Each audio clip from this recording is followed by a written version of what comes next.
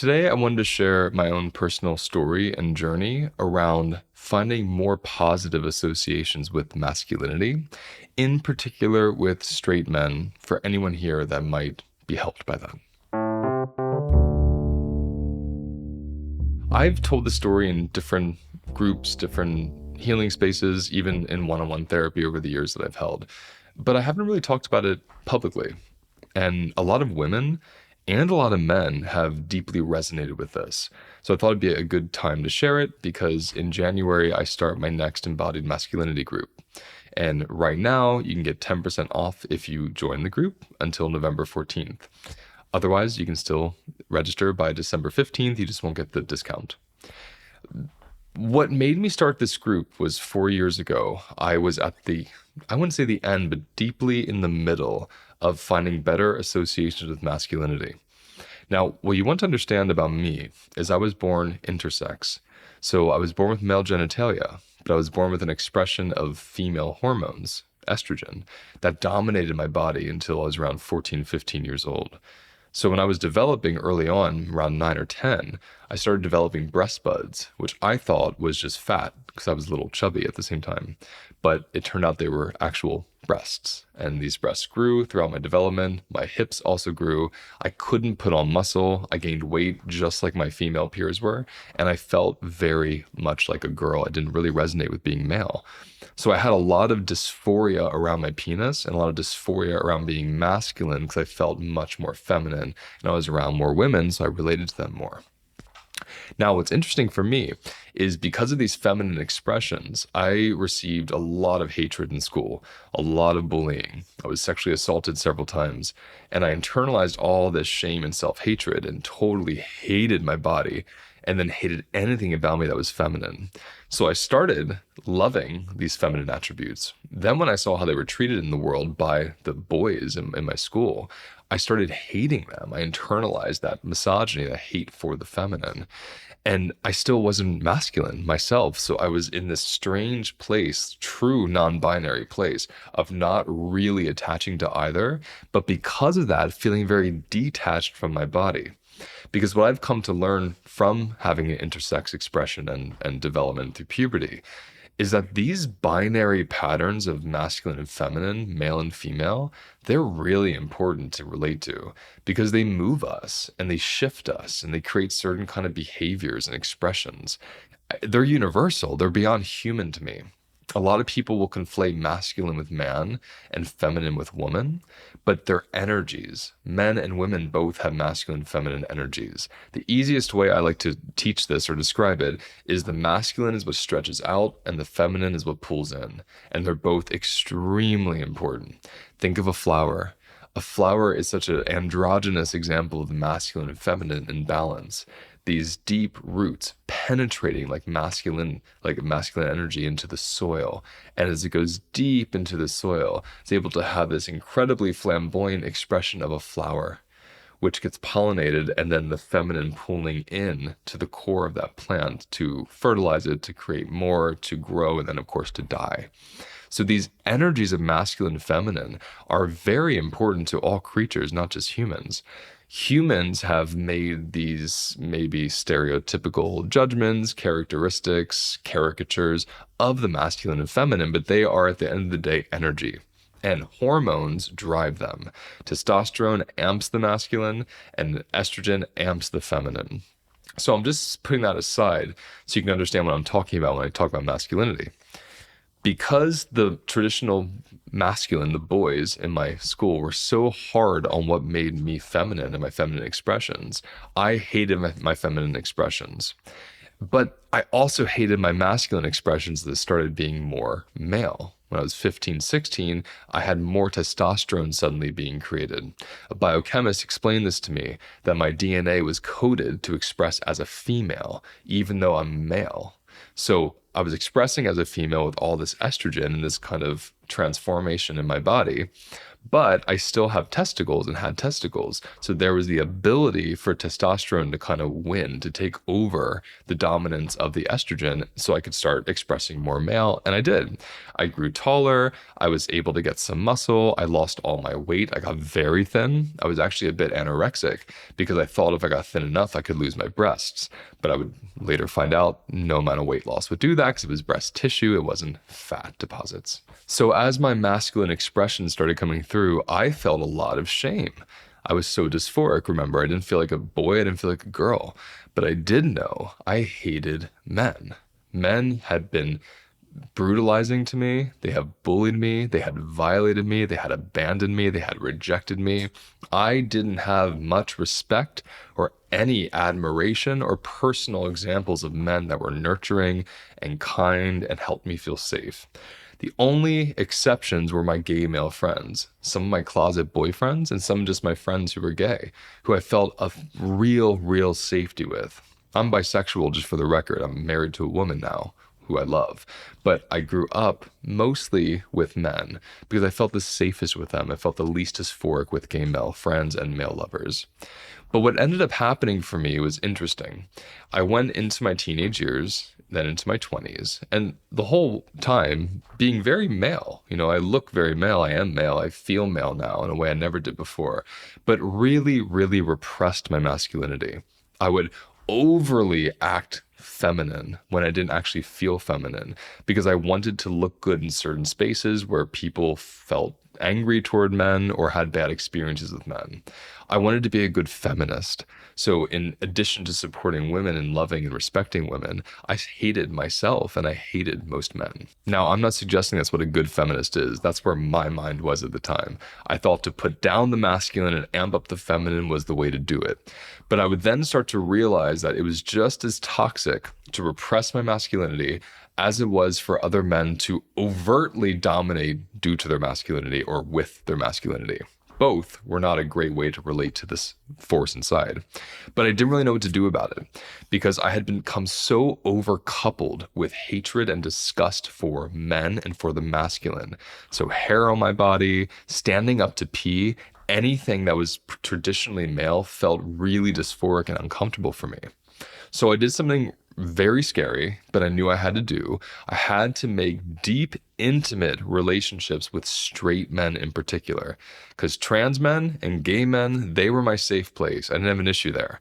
Straight men is where I had the issue because it was the straight boys in school that were so horrible to me. And deep down inside, I always wanted to be them, but I couldn't. You know, when you're bisexual or gay, when you're intersex, when you have this thing that just separates you from the club of men, you always feel like you're on the outside looking in, which is a very sad place to be. I knew I had to invoke my masculinity myself and figure out how I wanted to be a man in this lifetime. But I needed the help of some beautiful heterosexual brothers who could help me not associate men, straight men, with so much danger and with so much over sexual arousal. Now, what does that mean? Well, I said I'm bisexual, but you have to understand when you're violated by straight men and you want to be straight so badly, sometimes you can have an erotic, kind of like an erotic response to the straight, to the typical man. Like you want to be that so much that it turns you on to be that, and then you're turned on by them.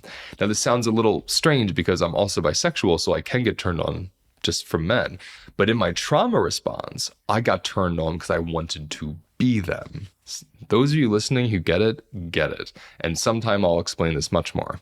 But I'm saying this for the purpose of understanding my journey here.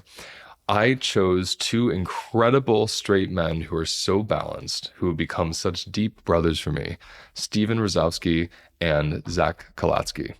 And they've been on my podcast. You'll hear more of them soon if you haven't heard it yet.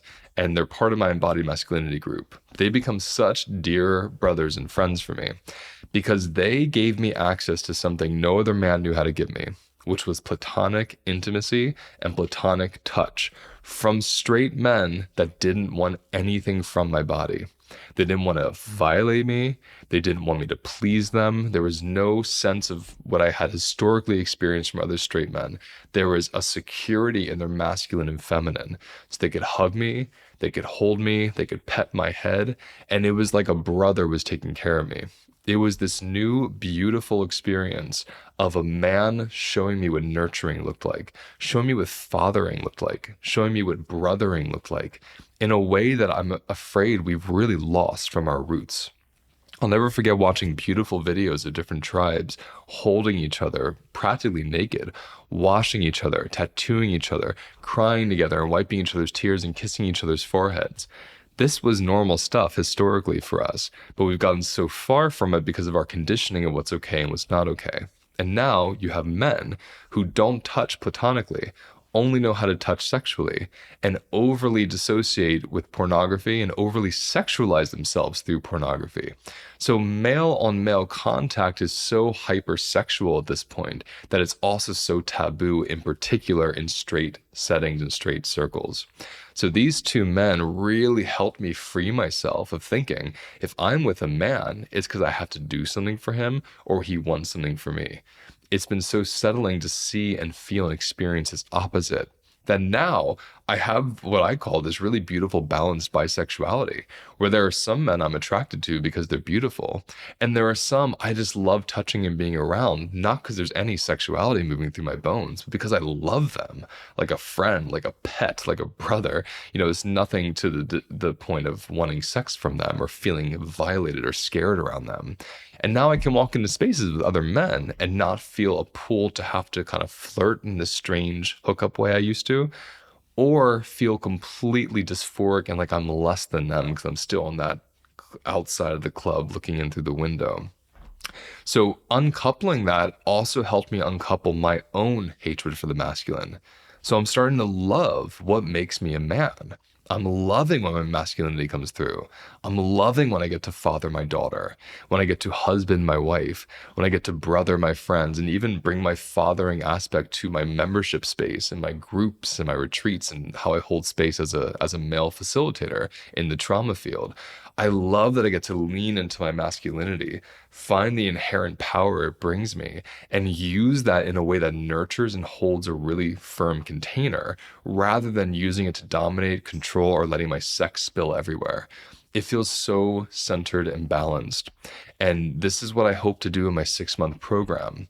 I teach men how to reclaim their masculinity from pornography, from the idea of it being toxic, from dominance, from all the negative conditioning we got from our fathers and uncles and older brothers and grandfathers even, and men in society, and the cinematic drag kings, the big caricature ideas of men that were on the big screens, especially when I was growing up in the 90s and people who grew up in the 80s. We were given and sold a certain idea of what a man should be. And so many men have tried to live up to that, and it's just resulted in their own detriment. So I'm hoping you'll join me. I'm hoping you'll send this to men who need it. And I'm hoping you'll reach out, you'll comment below, and you'll get curious about what it might mean for you to uncouple your negative associations with men so you can feel safe and open around them. What's really special for me in this group is we spend a lot of time practicing vulnerable connection through the screen, which for a lot of men is a really safe first step. It'd be too much to lay in a cuddle puddle or hold another man, which some men just don't even want to do, which is fine. But to be on a screen and to cry and to lay down together and listen to music together and connect and actually use masculinity as a way to collaborate and contain and hold instead of to compete and compare, it's breathtaking. So please visit my website, click on groups, check the Embodied Masculinity page, and join by December 15th. Or by November 14th if you want the 10% discount code. Thanks for listening, and I'll see you next time. Thank you for watching today's episode. Please like and subscribe if you found it useful, and let me know in the comments what you want me to cover next.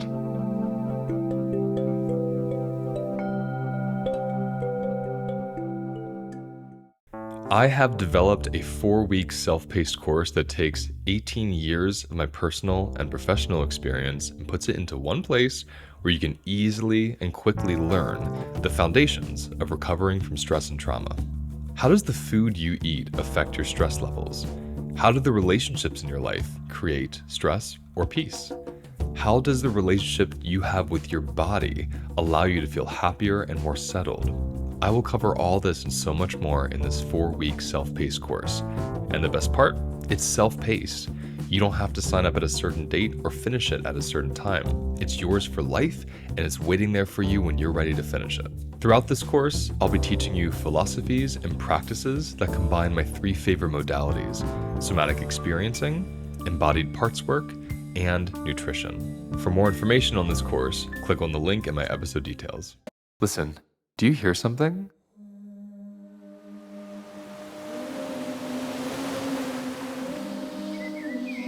That's the sound of warm, delicious, glorious Costa Rica. And this is where I am headed next. On February 28th, I'm hosting a week-long retreat at the stunning Blue Spirit Retreat Center. And it's going to focus on recovering from emotional eating and people-pleasing by finding safety within. And there's truly not a better place for me to teach this than Blue Spirit. Blue Spirit has created a literal sanctuary for wildlife, native plants, and people who are lucky enough to retreat there.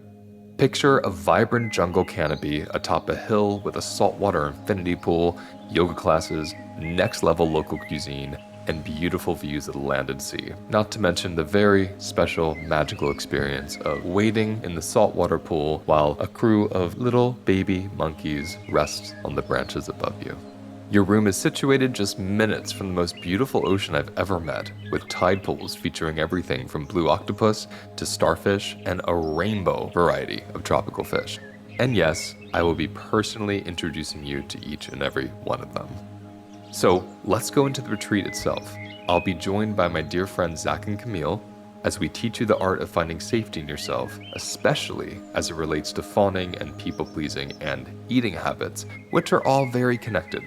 I'm going to teach you how to eat to recover from stress and trauma, how to use food cravings as a compass for unmet needs, how to tend to your capacity for being seen and being uncomfortable so you can stop fawning so much, and how to embody and ground big emotions and sensations that arise in your body. It's an easy flight to the airport, and Blue Spirit will manage your transportation from there. Visit holisticlifenavigation.com and click on events for more information, or click on the link in the episode details. We will be waiting for you on the other side in glorious, warm, vibrant Costa Rica.